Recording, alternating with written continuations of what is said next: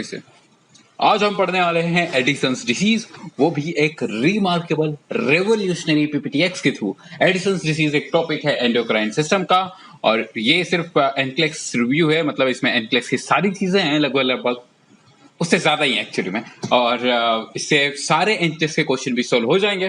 तो देखते हैं, सबसे पहले हम डेफिनेशन देखने वाले हैं, उसके बाद हम कोर्स देखेंगे, उसके बाद sign symptom, medical management, nursing management and addiction crisis क्या होता है इसके बारे में भी हम बात करने वाले हैं। तो शुरू करते हैं डेफिनेशन के साथ।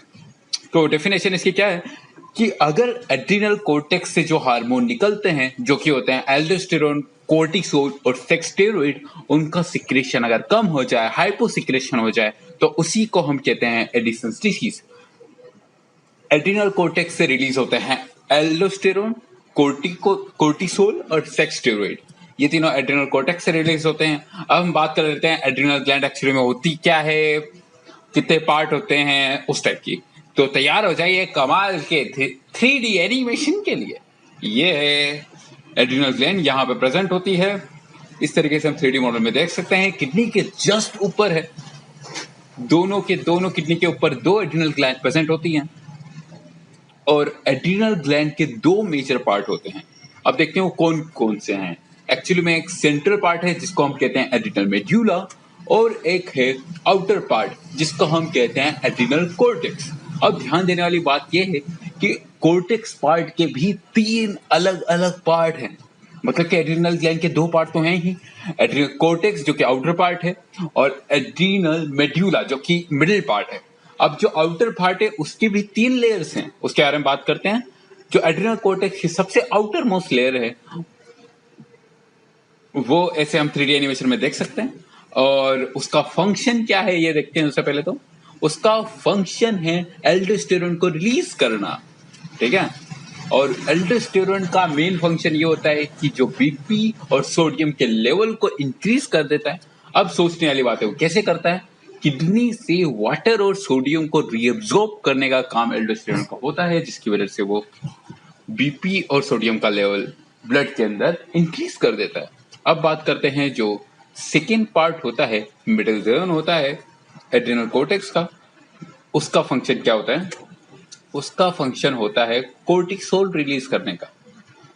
कोर्टिसोल ग्लूकोज के लेवल को बढ़ाता है, और इस तरीके से हम 3D एनिमेशन में देख सकते हैं कि लिवर में वो एक्शन कर रहा है, जिसकी वजह से ग्लूकोज का लेवल बढ़ जाता है। और हम बात करते हैं सबसे इनर जोन का, जो थर्ड पार्ट है, जो लास्ट वन पार्ट है एड्रिनल कोर्टेक्स का। और वो रिलीज क्या करता है वो देखते हैं हम। सबसे पहले तो वो रिलीज करता है sex steroid hormone, male sex steroid hormone. वो भी सोचने वाली बात है। तो इसका काम क्या होता है, ओवरऑल मेल बॉडी को वो अफेक्ट करता है, उसकी स्टेरिलिटी को, उसकी फर्टिलाइजेशन कैपेसिटी को भी अफेक्ट करता है एक तरीके से। तो हमने देख लिया कि किडनी के जस्ट ऊपर एड्रिनल ग्लैंड होती है। एड्रिनल ग्लैंड के 2 पार्ट होते हैं, मेड्यूला और कोर्टेक्स। और कोर्टेक्स के 3 पार्ट और थे, सबसे आउटर, मिडिल और इनर। अब बात करते हैं कि एडिसन्स डिसीज में जो कोर्टेक्स के हार्मोन थे, तीनों के तीनों कम हो जाते हैं। तो उन तीनों के फंक्शन कम होने की वजह से जो डिसऑर्डर होता है उसी को हम एडिसन डिसीज बोलते हैं। अब हम आगे बढ़ते हैं। डेफिनेशन हमने पूरी तरीके से अच्छी तरीके से समझ ली। अब कोर्स की तरफ आगे बढ़ते हैं। ये 3D एनिमेशन लेआउट मुझे काफी पसंद है। आगे बढ़ते हैं। तो कोर्स सबसे पहले ऑटो इम्यूनिटी। ऑटो इम्यूनिटी किसको बोलते हैं। अगर बॉडी की खुद की किलर सेल, अगर अपनी बॉडी की किसी सेल को, देखो बेचारी सेल को ऐसे दबा के मार दिया, तो ऐसी सेल को अगर मार देती है तो उसको ही हम कहते हैं ऑटो इम्यूनिटी। खुद की बॉडी की किलर सेल ने ही अगर बॉडी की किसी ऑर्गन को या किसी सेल को अगर डिस्ट्रॉय कर दिया तो उसको हम ऑटो इम्यूनिटी बोलते हैं। और वो भी एक मेजर कोज है एडिसन्स डिसीज का। अब हम बात करते हैं और क्या कोज हो सकता है। कैंसर। अब क्या कैंसर, बहुत सारे लोगों को एक्चुअल में पता ही नहीं होता कैंसर एक्चुअल में होता क्या है। तो ऐसे मल्टीपल सेल की ग्रोथ होने लगती है, बहुत ज्यादा ओवर ग्रोथ होने लगती है, जिसकी वजह से ट्यूमर भी बन जाती है और सेल के फंक्शन अल्टर हो जाते हैं। अगर ये एड्रिनल ग्लैंड में हो जाता है, एड्रिनल कोर्टेक्स में हो जाता है, तो ऑटोमेटिकली इन तीनों हार्मोन का लेवल कम हो जाएगा, एंड देन इस तरीके से वो एडिसोनियन डिसीज कॉज कर देगा कैंसर। नेक्स्ट है ट्यूबरकुलोसिस। अब सोचने वाली बात है, ट्यूबरकुलोसिस कैसे कॉज करेगा। इस तरीके से वो बैक्टीरिया स्प्रेड होगा, अपनी बॉडी के अंदर चले जाएगा, एक पर्सन से दूसरे पर्सन में चले जाएगा। जो ट्यूबरकल बैक्टीरिया होता है वो, और इंटरनली वो इस तरीके से मूव ऑन करेगा अपनी बॉडी के अंदर और वो अलग अलग लोकेशन पे चला जाएगा। बहुत सारे लोगों को ऐसा लगता है कि टीबी सिर्फ लंग्स में होता है, लेकिन नहीं, वो बहुत सारी लोकेशन में स्प्रेड हो जाता है और हर एक ऑर्गन का टीबी भी हो सकता है। तो वैसे ही अगर ये एड्रीनल ग्लैंड में स्प्रेड हो जाता है तो ये डैमेज कर देगा एड्रीनल ग्लैंड को, और जिसकी वजह से एडिशंस डिजीज कोज हो जाएगी। अब नेक्स्ट जो फोर्थ वन कोज है वो है ट्रॉमा। अगर किसी का दिमाग खराब हो और वो अपना सर दीवार में दे मारे इस तरीके से अब आने वाला है, तो इस तरीके से अगर कोई अपना सर दीवार में दे दे, उसका दिमाग पूरी तरीके से हिल जाए, बॉडी की सेल अगर डिस्ट्रॉय हो जाए, तो उसकी वजह से भी एडिसोनियल डिसीज कोज हो सकती है। अगर किसी एक्सीडेंट की वजह से भी उसकी एड्रिनल कोर्टेक्स पार्ट में अगर कोई डैमेज आता है। नेक्स्ट, हमने कोज देख ली है, डेफिनेशन देख ली, अब हम बात करने वाले हैं सिम्टम्स की। कमाल की बात है, सिम्टम्स को हमने कैटेगराइज किया है कि कुछ लोग ऐसे पढ़ते हैं, सिम्टम ऐसे याद कर लिए, चलो पहला दूसरा तीसरा। इसमें ऐसा नहीं है, इसमें हम लॉजिक वाइज देखने वाले हैं कि किस तरीके से कौन सी रीजन की वजह से सिम्टम प्रेजेंट होते हैं। हर सिम्टम का कोई ना कोई कोज होता है। तो डिक्रीज एल्डोस्टेरोन, 3 हार्मोन डिक्रीज हो रहे हैं इसमें। सबसे पहले हम बात करते हैं एल्डोस्टेरोन की वजह से कौन कौन सिम्टम आ रहे हैं। एल्डोस्टेरोन की कमी होने की वजह से बीपी डिक्रीज हो जाती है, क्योंकि एल्डोस्टेरोन का मेन फंक्शन यही होता है वाटर और सोडियम को एब्जॉर्ब करना, और वो एल्डोस्टेरोन तो है नहीं, तो वाटर और सोडियम का लेवल अगर कम हो जाएगा तो बीपी भी कम हो जाएगी ऑटोमेटिकली। हम बात करते हैं नेक्स्ट, इलेक्ट्रोलाइट इम्बैलेंस हो जाएगा, और जिसमें सोडियम डिक्रीज हो जाएगा, पोटेशियम इंक्रीज हो जाएगा, क्योंकि वो एक्चुअली में एक दूसरे के इनवर्स होते हैं, और सोडियम और वाटर बॉडी में एब्जॉर्ब नहीं हो रहा है, लेकिन पोटेशियम तो हो ही रहा है, तो इसकी वजह से पोटेशियम का लेवल ब्लड में बढ़ गया, सोडियम का कम हो गया, इलेक्ट्रोलाइट इम्बैलेंस भी इससे हो गया। अब हम बात करते हैं नेक्स्ट, कोर्टिसोल की वजह से बॉडी में क्या क्या चेंज आएंगे। अब वो क्या क्या चेंज आएंगे, ग्लूकोज के लेवल कम हो जाएगा बॉडी के अंदर, जिसकी वजह से हेडेक और डिजीनेस होने लगेगी। कोर्टिसोल का फंक्शन था स्ट्रेस कंडीशन में ग्लूकोज के लेवल को इंक्रीज करना, अब क्योंकि वो है नहीं, इसकी वजह से हेडेक और डिजीनेस हो गया। अब नेक्स्ट बात करते हैं हम सेक्स स्टोरेज की। सेक्स स्टोरेज का मेन काम था रिप्रोडक्टिव जो चेंजेस, नॉर्मल साइकिल है वो मेंटेन रखना, क्योंकि वो नहीं है मेंटेन, तो जिसकी वजह से स्टेरिलिटी इरिटेबिलिटी हो सकती है, नॉर्मल बात है। अब हम बात करते हैं हॉलमार्क सिम्टम की। हॉलमार्क सिम्टम मतलब स्पेशल सिम्टम क्या होता है इसका, ये देखिए, इसमें इस तरीके से हाइपर पिगमेंटेशन हो जाता है, ज्यादा ही ब्लैक कलर पिगमेंट एक जगह इकट्ठा हो गए, जिसकी वजह से ब्लैक पैक सर्कल हो गए, उसको हम बोलते हैं हॉलमार्क सिम्टम। मतलब मोस्ट इंपॉर्टेंट सिम्टम है इसका एक तरीके से हाइपर पिगमेंटेशन अपनी बॉडी में। अब ये क्यों होता है, अब नॉर्थ की डायरेक्शन को हम नॉर्थ क्यों बोलते हैं, इसका कोई रीजन नहीं होता, हर चीज का कोई रीजन नहीं होता, लेकिन जिस चीज का भी रीजन था हमने अच्छी तरीके से डिस्क्राइब किया।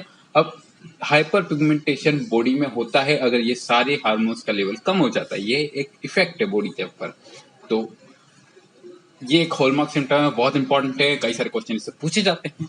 नेक्स्ट सिम्टम हमने देख लिए बहुत अच्छे तरीके से।